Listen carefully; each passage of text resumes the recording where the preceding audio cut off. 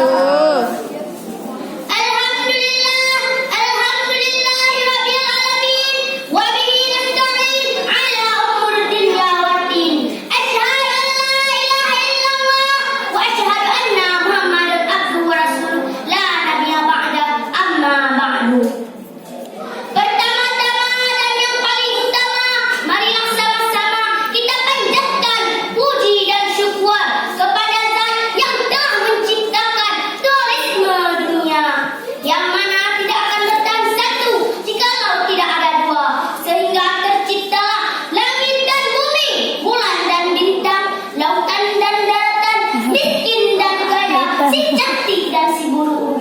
Sehingga sempurnalah kehidupan manusia di atas permukaan bumi.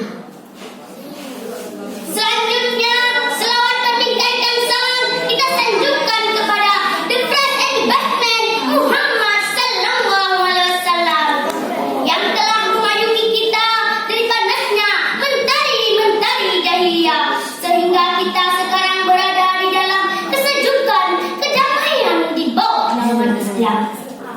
Yang saya hormati protokol yang telah memanggil nama saya dan kepada Dewan Juri yang arif bijaksana dalam mengambil keputusan dan teman-teman hadirin hadirat yang saya cintai. Pada kesempatan ini saya Syarifah kelas 6 perwakilan dari Rayon 5 Kecamatan Tanga akan menampilkan uraian ceramah tentang cara memilih teman yang baik.